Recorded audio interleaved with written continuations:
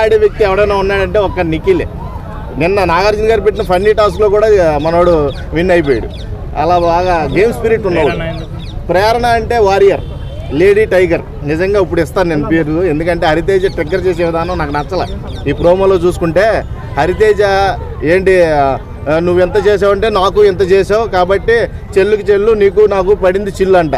నీకు పడుతుంది చిల్లు హరితేజ, ప్రేరణకు పడదు. ప్రేరణ సేఫ్ జోన్లో ఉంది, ఎందుకంటే మీరు అందరూ టార్గెట్ చేయడమే వాళ్ళకి మంచి బూస్టప్ అయ్యింది అని నేను చెప్తాను. ఓకే, నిన్న రోహిణి డిస్కషన్ చేస్తారు మన లాంటి బాడీ ఉన్న వాళ్ళకు టైటిల్ ఇవ్వరా, మనం ఆడడం కూడా ఇదంతా ఏదో అన్నట్టుగా మాట్లాడుతున్నారు. దానిపైన మీ ఒపీనియన్? టైం పాస్ ఏముండదు, కానీ వాళ్ళ బాడీ సహకరించదు అనేది అటు వాస్తవం.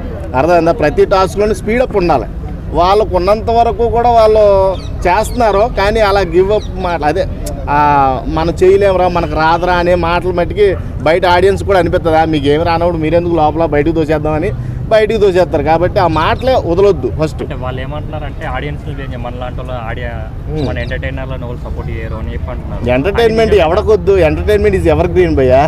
ఎంటర్టైన్మెంట్ ఉన్నవాడిని ఎప్పుడు ఏ సీజన్లో అయినా సపోర్ట్ చేస్తారు ఎంటర్టైన్మెంట్ ఉన్నవాడిని, కానీ ఆట ఆడేవాడే కావాలి. ఇక్కడ రియల్ గేమ్ కదా ఇది. రియల్ బిగ్ బాస్ హౌస్లో రియల్గా ఎవడైతే యాటిట్యూడ్ బయటపడుతుందో ఆడే విన్నర్ అవుతాడు ఖచ్చితంగా. అంతేగాని ఇలాగా మాట్లాడినంత మాత్రాన విన్నర్స్నే లూజర్స్నే మనం డిక్లేర్ చేయలేం. ఓకే బ్రదర్, గంగవ్వ ఎలా అనిపిస్తుంది? గంగవ్వ